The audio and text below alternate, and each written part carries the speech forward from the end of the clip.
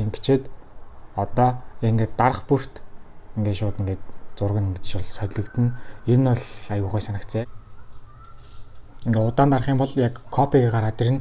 Эсвэл копихгүй зүгээр ингэж яг удаан дарж агаад та нар яг хүссэн аппликейшн руу ер нь бол яг тэр зүйлээ ингээд зөөж ер нь бол авчирч болно.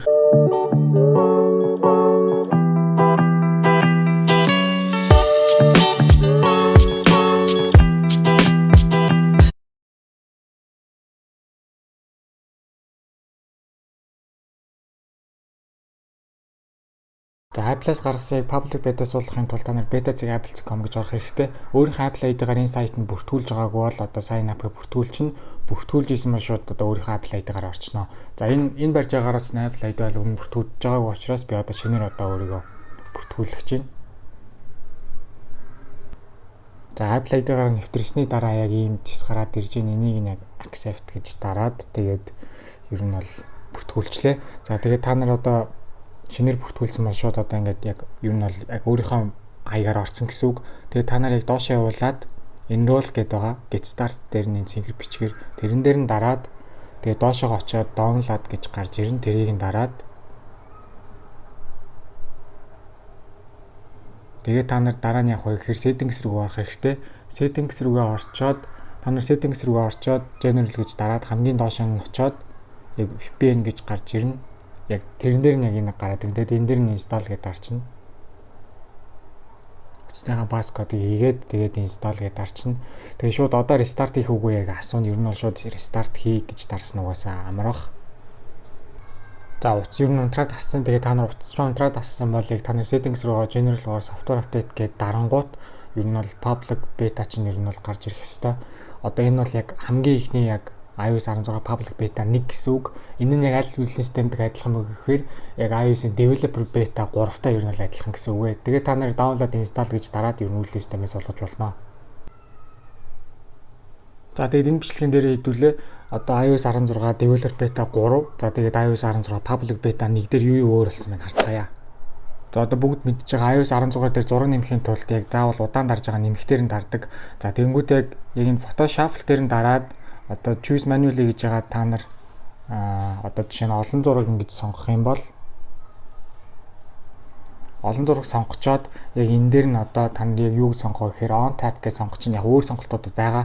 Тэнгүүдээ та нар яг одоо болцсон гэж дараад за яг хамт ингэж яг сонгочээ. Тэнгүүдээ одоо яг вэ гэхээр та нар уцаа одоо ингэ түгжээд эргүүлж одоо ямар ч юм ингэчээд одоо ингэ дарах бүрт ингэ шууд ингэ зураг нь гэж бол солигдно. Энэ бол аюу гой санагцаа. Ер нь бол яг одоо жишээ нь эсвэл одоо удаан дарж агаад одоо энэ байдлыг нь яг зөвхөн яг даралтаар биш одоо ингэ цаг болгон солигддог, өдөр болгон нэгээр солигддог, эсвэл ингэ уцаа ингэ яг одоо яг түгжигдсэн байхад яг дэлгэцээ асаах болгон ингэ солигддохоор ер нь бол бас ингэ сольж болно. За тэгээд энэ нь бол аюу гойсан. За тэгээд тэр нэг олонний яг сольсон зургуудаа ингэ бас яг зургуудын соли эсвэл зургуудын хасах юм бол зүгээр яг select гэж байгаа delete дарах гэж бас болдсон байлээ. За тэгээд эсвэл одоо жишээ нь яг зургууд дээр зураг нэмийг гэвэл яг энийг дарж байгаа зургуудаа нэмж болдсон байлээ. За тэгээд өөр бас юу шинэ болсон бэ гэхээр яг одоо цагны фонтоо бол яг үнэн 6-аар солидог байсан бол одоо ингээ 8-аар солидог болсон байлээ. Илүү олон төрлийн ер нь бол фонт болсон гэсэн үг. Тэгээд надад бол хамгийн таалагдж байгаа нь тэр байгаа.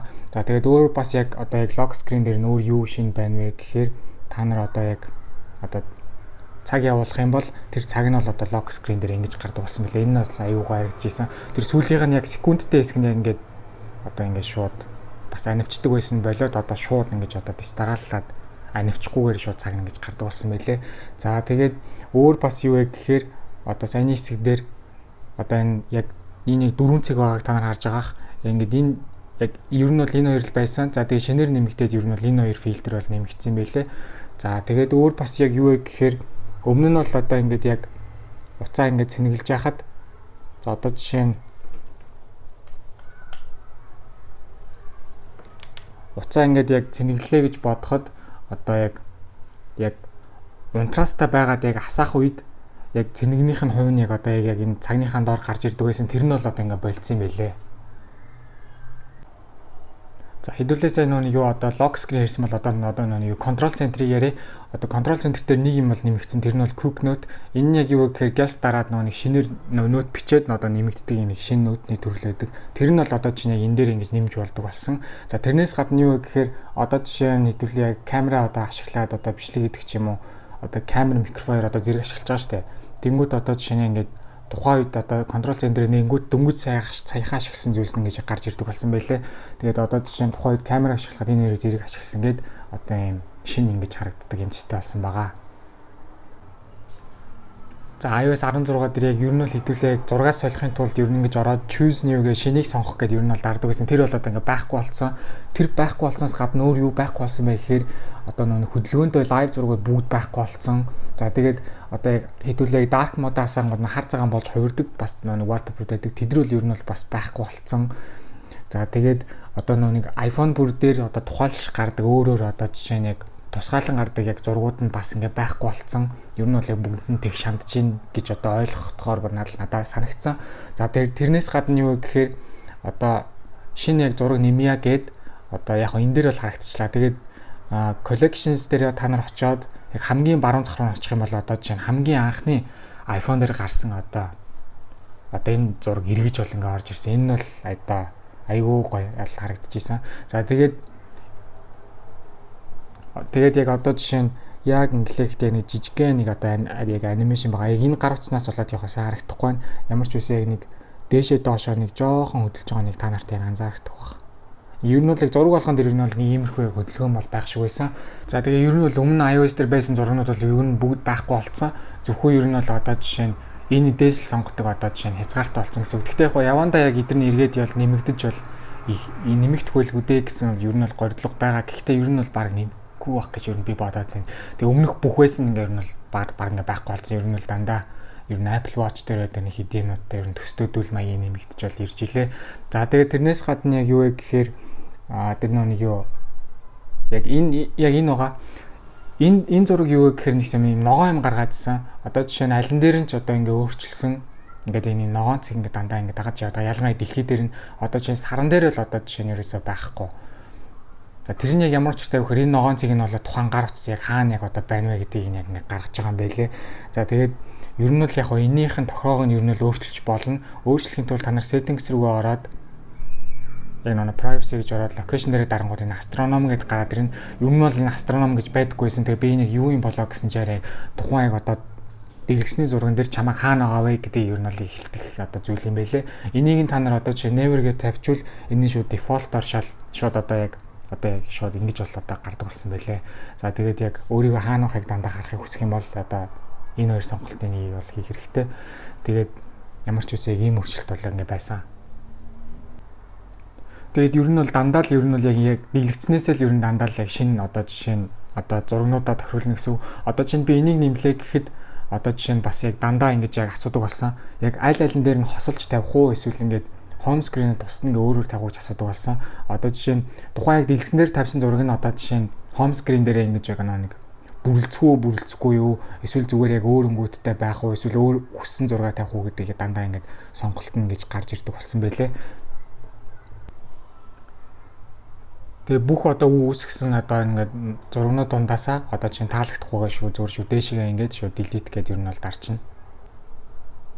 За одоо хүссэн дэлгэцэн дээр одоо жишээ нь тодорхой зүйл нэмэх гээд одоо хэдүүлээ батарей нэмчээ. Одоо энэ батарейг нэмэнгүүтээ одоо яг энэ батарей нь юу вэ гэхээр одоо тухайн одоо ашиглаж байгаа яг чиний аль төхөөрөмж вэ гэдгийг нь сонгож болно. Энэ дээр дахиад нэг дарчих юм бол одоо жишээ нь автоматик болиулаад одоо чинь өөр одоо уцаа сонгоё гэвэл өөр эсвэл iPad-аа эсвэл өөр юу ч үгүй одоо Apple Watch ч юм уу тэднийхэн батарейг бол тусгаалan ингээд ер нь бол харж болно гэсэн үг. Та нар яг одоо яг Wi-Fi руугаа ороод өөр Wi-Fi-нууд ер нь гарч ирдэ штэ. Энэ дээр edit гэж нэг шин товч байгаа. Одоо чинь өмнө ингээд холбогдчихсэн бүх Wi-Fi-нуудаасаа одоо ингээд шууд шилж ингэж сонгож устгадаг ер нь бол болсон байлээ. Эсвэл одоо чинь хүссний Wi-Fi руугаа ороод одоо ер нь бол пассвортын чирнэ харж болно гэсэн үг. За тэрнээс гадна өөр бас яг юу бас гоё байсан бэ гэхээр та нар хэрвээ AirPod ашигладаг бол ингээд AirPod хэрвээ ашиглаж байгаа бол AirPod-ныхын цэсэнд ер нь шууд ингээд settings дотроо гараад ирдэг болцсон байсан. За тэгээд яг нэг заавал Bluetooth рүүгээ ороод яг тохироонууд хийдэг байсан бол одоо жишээ нь яг яг AirPod ашиглаж ивэл одоо шууд тэгж одоо гарч ирнэ. Одоо чинь би яг одоо AirPod ашиглаж байгаа болохоор шууд батарей миний гар утасных биш ингээд одоо шууд AirPod-ын гараад ирж байгаа хамгийн одоо тэгээ энийг ингээд ер нь бол тохиолж болно гэсэн үг. Яг тэрэн дээрээ та нар яг удаан дараад нэг удаа дараа дахиад нэг дарах юм бол автоматик нь болиулах юм бол одоо ингээд яг хоёр одоо зүйл гараад ирж байгаа. Одоо чинь би буцаад энэ AirPod болгоё гэх юм бол одоо ингэ AirPod нь болно гэсэн үг. За тэгээ тэрнээс гадна юу вэ гэхээр та нар settings руугаа ороод general руугаа ороод доошогоо language region руугаа орох юм бол одоо энэ дэр шин юм гарч ирж исэн. Date format гэдэг яг өдрүүдээ ямар байдлаар харах ингээ хоёр шин сонголтууд ингээ гарч ирсэн байлээ. За тэрнээс гадна яг ямар одоо жишээ нэг жин систем ашигладیں۔ Тэрийг ингээ өөрчилж болно. За тэгээ тэрнээс гадна та нар яг гэр бүлэрээ ингээ яг одоо хэрвээ ашигладаг бол одоо settings дээр чинь шууд чамтаа зөв бусад гэр бүлийн гишүүд чинь ер нь бол одоо ингээ гарч улдаг ингээ болсон байлээ. Тэр нь бол надад аюу гой харагдчихсан. За энэ ярих байгаа зүйл нь зөвхөн iPhone 10-ээс дээш iPhone-ууд дээр ер нь бол ажиллана. За та нар ямар нэгэн одоо зүйл хамаагүй ингэж яг одоо дарж аваад ингээд объекттэй ингэж харагдж байгаа зүйлийг дарж аваад тэр зүйлээ одоо яг гар утасныхаа цэснээс ингэж яг удаан дарах юм бол ингээ удаан дарах юм бол яг копиг гараад ирнэ. Эсвэл копихгүй зүгээр ингээ яг удаан дарж агаад та нарын хүссэн аппликейшн руу ер нь бол яг тэр зүйлээ ингээ зөөж ер нь бол авчирч болно. Өөр одоо чинь мессеж рүүгээ чат руугаа юулууч ер нь ингэж хуулж болно. PNG одоо файл маягаар ер нь бол ингэж хуулдаг болсон. iOS 16-ын хүслийн чагсаалтан дээр бол би нэг зүйл хэлж ирсэн. Тэрний үе гэхээр яг хуцаа ингээд удаанаар ингэж унтраахад рестарт ингээд зэрэг гарч ирдэг байгаасаа гэж бол хүсэж ийсэн. Тэр нь бол яг нэмэгдээгүй. Гэхдээ ер нь бол яг өөр ямархуу байдлаар нэмэгдсэн бэ гэхээр Siri-гээс асууад болохоор болсон байлээ. Restart iPhone. Just to confirm, you want to restart this device? Confirm. Гэт ер нь бол одоо утас чинь ер нь бол унтарч хасдаг болсон гэсэн үг. За ингээ гар утас чинь ингээд яг унтарч хасж байгааг та нар харж байгаа. Одоо ингээ удахгүй хасна. Ингээ Siri-гийн тусламжтай унтарч хасч одоо ингээ болдог болсон байх нэ. За iOS 16 дээр одоо жишээ нь мөнгөн дүн эсвэл яг одоо уртын хэмжээс эсвэл одоо жишээ нь яг цаг агарын нэгж зэрэг зүйлсийг ер нь бол iOS 16 танаад ер нь бол нэгжин шилжүүлэх хийж боломжтой болдог болсон. Одоо чинь би тэрэн дээр одоо 7 миль гэж бичсэн байгаа. 7 милийн дээр дарангууд одоо километрээр нь одоо чинь адилхан хэмжээс нь гарч байгаа. За жишээ нь 100 Fahrenheit гэдэг хэмжээг Celsius-ээр нь харж болж байгаа. Kelvin-ээр харж болж байгаа. За мөнгөн дүн нь бол минийх дээр бол болохгүйсэн. Яа гэдэг мэдэхгүй. Мөнгөн дүн дээр дарангууд бас бусад одоо жишээ нь түгээмэл одоо мөнгөн нэгжүүд рүү бол ер нь бол хувиргадаг гэсэн үг. За Safari дээр ер нь бол ингээ олон таб нийцээ ингээ байж болдог. Ер нь бол нэг табан дээр дарангууд ер нь шин сонголтууд гарч ирдэг болсон байлээ. Одоо чинь тэрний хамгийн гоё нь юу юм гэхээр нөө пинэлж ингэж нөө тогтоодог болсон байлээ. Дараа нь ингэж нэг байлаа гэхэд дараа нь тэр пин чинь ер нь бол үлдсэн байна гэсэн үг. Тэр пин дээрээ дараал тэр нь ер нь бол пэйжийг гаргаад ирнэ. Эсвэл яг буцаагаад удаан дарж агаад ер нь бол тэр пингийг ингээ болиулчих болно. Энэ нь бол аюу гоё байсан. Safari дээрх плеер нь бол өөрчлөгдсөн байсан. Одоо жишээ нь ямар ч хамаагүй сайтаас ямар нэгэн бичлэг эхлүүлээ гэж бодоход одоо товчлуурнуудын ерөнхий байдал, ерөнхий харагдсан нь шал өөрчлөлтсөн байсан. Дуу хэсгэж багасгах байгаа нь хүртэл одоо шал өөрчлөлтсөн байсан. Ер нь бол арай нэг тийм бөөрөнхий дүү, 100 дүү нэг тийм бөөрөнхий дүү маяг болсон байсан. Өмнөх нь нэг арай жоохон хурц өнцгтэй байсан санагдчихээн. Тэгээд ямар ч байсан. Плеер нь бол одоо ийм болж өөрчлөгдсөн байсан. Spotlight нь өөрчлөгдсөн байсан. Ер нь бол одоо яг хуу цаашны бетанууд дээр гарах тусам ер нь бол арай гацх нь арай гайгүй болж эхлэх бах. Тэгээ ямар ч байсан Spotlight-ийн яг хаалтын юу ерөнхий дизайн бол ийм болж өөрчлөгдсөн байсан. Default type-ууд ер нь бол яг iOS апдейт гарах тусам ер нь бол нэмэгдэж ирсэн. За тэгээ огт устгаж болдоггүй байсан энэ цаг тэгээд энэ эрүүл мэндийн Find My 3 ер нь бол ерөөсө устгагддаггүй байсан. Энэ 3 бол ер нь бол устгагддаг болцсон. Одоо жишээ нь Find My дээр та нарыг удаан дараад remove гэх юм бол ер нь л delete гэдэг нь гарч ирнэ. Тэгээд цагаа бас ер нь бол хэрэггүй гэвэл ер нь бол устгаж болдог болсон. За тэгээд бас эрүүл мэндийн app ч гэсэн одоо устгаж болдог болсон. Тэгээд зөвхөн iPhone 13-ын загварууд дээр яг одоо нүүр таних буюу Face ID чинь ер нь бол ганц ингээ босоогоор чинь биш. Яг хэвтэй байдлаар ч гэсэн ер нь бол яг ажилтдаг болсон байлээ. 13-аас доошх загварууд аль нь ч тэгэж чадахгүй гэсэн үг. Тэгээд 13 дээр бол тийм гоё юм бол нэмэгдсэн. За тэгээд уул нь бол бодохны ядаж iPhone 12 дээр бол адилхан нэмэгдмээр л гэж юм бодсон. Гэхдээ зөвхөн 13 дээр бол нэмэгдсэн. За та нар гар утсан дээр ер нь eSIM ашигладаг бол өөр утас руу eSIM-ийг шилжүүлж ер нь бол болдог болсон. Одоо setup eSIM гэж дарангуудаа тэрэн дээр нь шууд одоо өөр гар утсан дээр шууд энэ тохироог дараад одоо чинь transfer from iPhone гэж байгаа. Энэ дээр дарах юм бол одоо Bluetooth ашиглаад өмнөх гар утсан дээрээс eSIM-ийг юм шууд Bluetooth-ээр хуулж авна гэсэн үг ээ. За тэгээ ерөнхий ер нь бол бүх аппликейшнүүд дээр ер нь бол дандаа орох болгонд ер нь share гэдэг шинэ хэсэг ер нь бол гардаг болсон байлээ. За тэгээ тэрнээс гадна юу гэхээр та нар яг эрүүл мэндийн аппликейшн руу ороод medication гэдэг байгаа. Энэ дээр яг юу гэхээр өөрийнхөө уудаг юмнуудыг ер нь бол яг цагийн тохируулаад ямар юм гэдгийг ер нь бол нэмж болдог болсон байлээ. Одоо чинь одоо юу гэдэг чинь за M1 гэж надад эмний шөнээр орж ирэхгүй байна. M1 гэж нэрлж байгаад ямар төрлийнхэн тэгээд яг одоо таблет ч юм уу тэгээд next гэж дараа одоо эмнийхэн тодорхой яг юмнуудыг нэмээд яг хизээ уух юм, өдрөөлгөн уух юм уу, эсвэл 3 хоногт нэг уух юм уу гэд эсвэл одоо жишээ нь давтамжийн эсвэл энэ дээрээ сонгож болох юм байна. За тэгээд цагнуудыг тохируулаад яг өглөө уух юм уу, орой уух юм уу гэдгийг ер нь бол ингээд тохируулж болдог ингээд болсон. Ер нь бол яг эрүүл мэндийн аппликейшн дээр ер нь бол ингээд яг нэлээд сайн ухах юм бол одоо яг ер нь бол бас өөр зөндөө гоё юм байдаг. За тэр нь яг энэ iOS 16 дээр л одоо чинь эмнийхэн тухай мэдээллүүдийг оруулж иж одоо болдог болсон байна. За тэгээ гар утасных нь хаана байх намаагүй мессежн дээр ч бай юм хоосон юм байвал ер нь тэрэн дээр нэг дарангууд ер нь бол дандаа юм сканы юм жижигхэн лого гарч ирнэ. Тэрэн дээр ингээд дарангууд одоо жишээнийг одоо текст уншаад тэр текстний шууд ийшээ автоматар ордог болно гэсэн үг. Одоо чинь бүх юм дээр л одоо жишээ нь яг тэгж одоо ер нь бол гарч болно. Одоо ингээд бүх юм дээр ингээд камера гарч ирээд текст төвлөр текстэж ер нь бол тань гэсэн үг ээ. Ямар нэг ингэ сайт руу орлоо гэж бодоход тэр сайтнаас ер нь үг хайх ер нь бол хэрэг гардаг. Тэхийн тулд та нар яг тэр нэг голынхоо сони тэр голын тэр том дээр нь дараад find in page гэдээ дарчна. Тэнгүүд одоо жишээ нь юу гэдэг чинь за гэх юм бол яг бүх усыг орсон үсгнүүдийг ер нь бол оруулчихна. Харин ийм биш зөвхөн одоо чинь юу гэдэг чинь зөвхөн яг on гэдэг хэсэгтээ бүтэн үгээр нь хай гэж эсвэл болно. Яг бүтэн үгээр нь on гэсэн мэвэл зөвхөн бүтэн үгээр нь бол ингэж олдно. Тийм биш зөвхөн яг онтой хэсгүүдтэй үгнүүд олё гэвэл бас ингээд дараалалаараа бодлоод ингээд явна. Энэ дээрийн хувь энэ дээр байгаа юмнууд бол яг ихвчлэн бүгд л бол яг тэгж таарж байна. За тэгээд ямар ч үс яг хайхтаа яг ингээд бүтэн үгээр нь эсвэл ингээд үгнийх нь яг нэг хэсэг дээр л орж ирсэн гэдгээр нь бол яг ингэж ялгаж бол хайдаг болсон. Нөтөн дээр бол одоо чинь ийм нөт байлаа гэж бодоход та нар яг find in note гэж дахиад дарж болно. Энэ дээр нь яг юу өөр вэ гэхээр одоо жишээ нь өгдөг чинь одоо 2 гэдэг ингээ олчиж байгаа. Тэгэнгүүт энэ 2 гэдгээ одоо өөрөөр солино гэж байгаа. Юугаар солих вэ гэхээр одоо жишээ нь том одоо бүгднийг том үсгээр одоо ингээ солино гэж бодъё. Тэгэх юм бол одоо чинь replace гэж дарангуут одоо чинь тэр жижиг төв байсан одоо ингээ томоор ингээ солигдож байгаа. Нөтөн дээр бол одоо жишээ нь арай илүү үйлдэлтэй байгаа арай тэр одоо гарч ирж ирснаас тэгээ одоо яг ингэж бол гарч ирж байгаа маа. Зүгээр л хайх эсвэл яг олсон үгээ шууд өөр шууд орлуулж солих гэдэг сонголтууд орж ирсэн байсан. За календар дээр ер нь бол өөрийнхөө яг өдөрт юу хийдэг вэ гэдэг ивентүүдийг ер нь бол зохиож болдог. Одоо жишээ нь тэрэн дээрээ шууд ингээ удаан дарахад копи чинь эсвэл шууд кат чинь эсвэл ингээ шууд дахиад хуулаад тавьчихна гэсэн сонголтууд гараад ирдэг болсон байлээ. Жишээ нь энийг копи гэж дарангууд копиг дараад одоо чинь хэдүүлээ өөр ивент нэмье гэж бодъё л да. За бас ингээ өөр ивент нэмье гэж орж ирэнгүүт ерөнхийн харагдаж байгаа байдал нь бас арай зэгцтэй болж харагддаг болсон байлээ.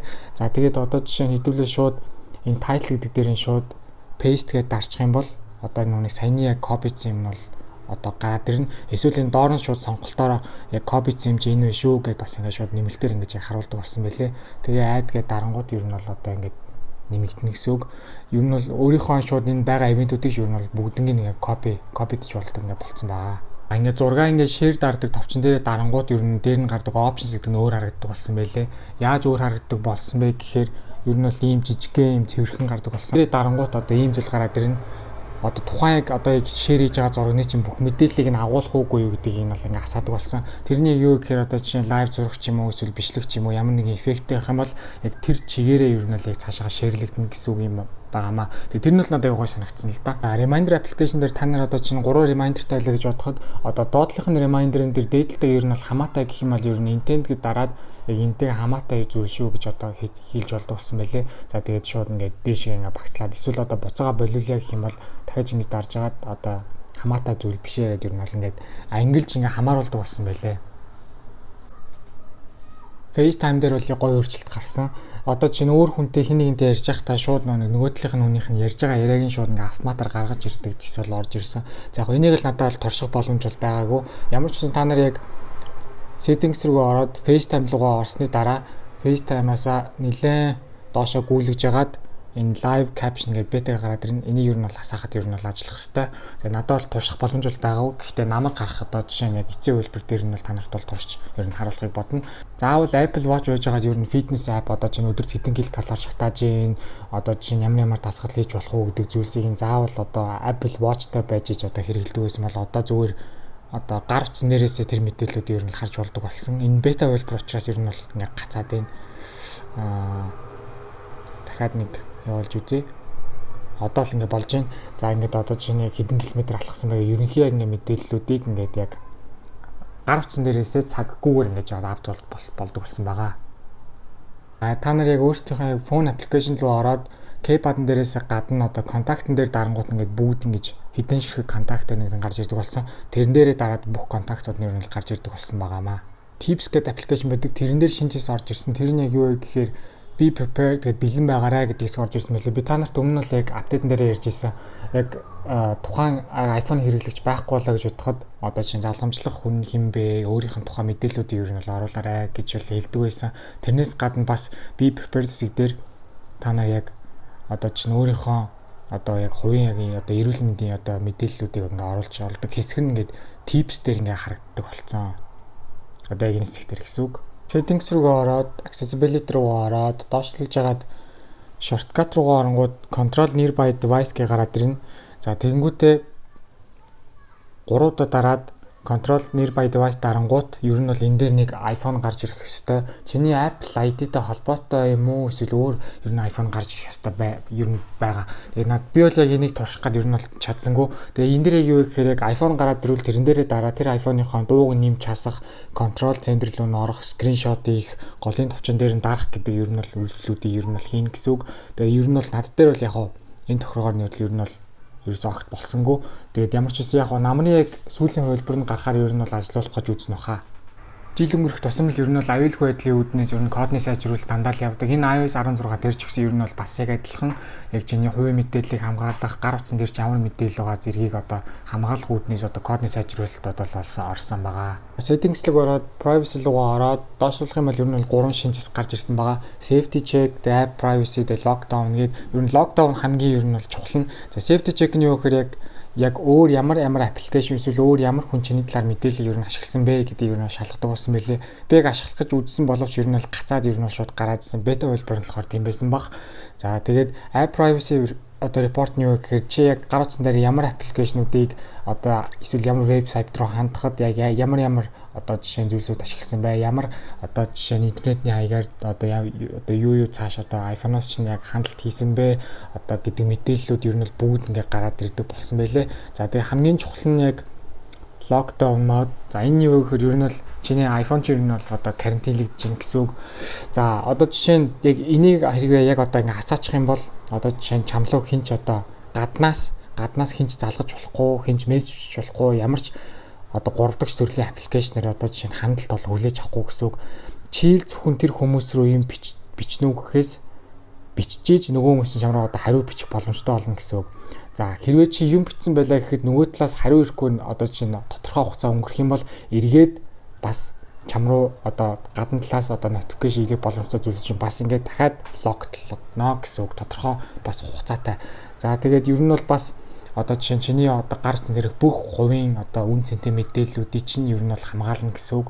Одоо жишээ нь одоо улс орны одоо жишээ нь одоо мэдээллийн аюулгүй байдлын түвшинд одоо амар том одоо тийм одоо халдлага одоо болох юм бол бас одоо тэрнээс нь ер нь бол хамгаалахын тулд чи бол энийг одоо асаах хэрэгтэй гэсэн үг юм аа. За тэгээд цаашдаа бас намрын бүтэн хэлбэр нь гарахаар бас энэ локдаун мод өөр бас нарийн өөр юу хийхийг ер нь бол би одоо хэлж өгнө. Ерөнхийдөө богиноор нь тайлбарлавал ер нь бол гар утсан дээр хийж болдог дийлэнх үйлдэлүүд чинь ер нь бол байхгүй болно. Зөвхөн тодорхой хэдхэн л үйлдэлүүд нь ер нь бол боломжтой. Тэгээд яг ямар нэгэн гар утсан дээр аппликейшн ашиглаж байвал чиний тухайн мэдээлэлүүд цааш одоо гарч идэг учраас тэр болгоныг нь хамгаалахын тулд одоо жишээ нь энийг одоо жишээ нь асах хэрэгтэй гэсэн үг ээ. За ерөнхий харагдцаараа ер нь бол мэдээж хэрэг одоо цаг агаар аппликейшн бол өөрчлөгдсөн. Одоо жишээ нь Улаанбаатар хотын одоо жишээ нь хаан ихтэй дараад одоо жишээ нь илүү ингээд нарийн ингээд гоё графикаар бол ингээд мэдээлэлүүд нь бол ингээд гардаг болсон.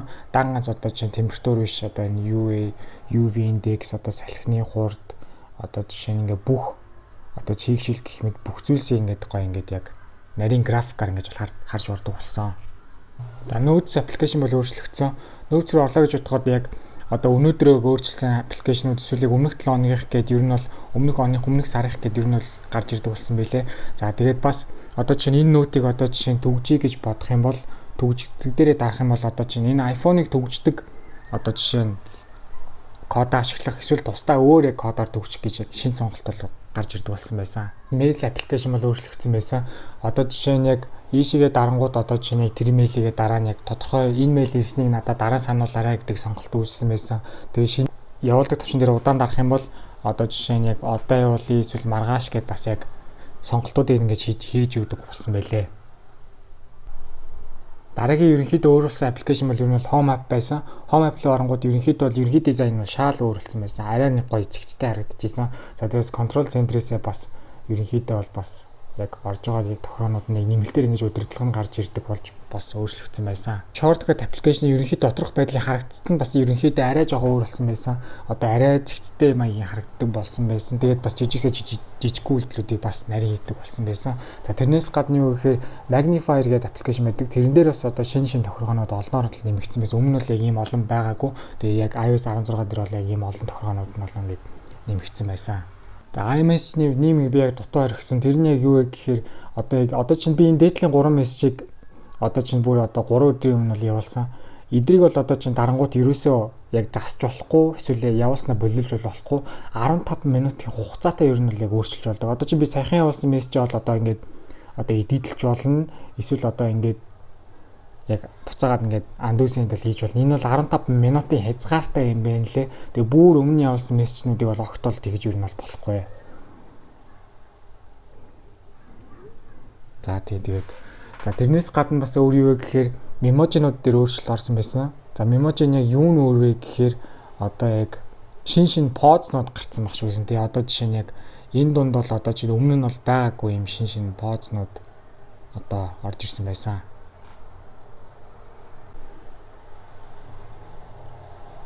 За тэгээд бас одоо чинь энэ дээрээ дараад микрофон ашиглаад юм яриад одоо чинь юмаа одоо хэлж болно. Эсвэл одоо жишээ нь яг iMessage чинь дотроо яг энэ сонголт бол үлээ. Энэ бол шинэ одоо UI маягаар бол байсан. Тэрэн дээр ингээд яг удаан дарангуут одоо яг цоо шинээр одоо ингээд яг явдгаар бол одоо ингээд яг болж исэн. За санийхыг би шууд ингээд явуулах болжлоо.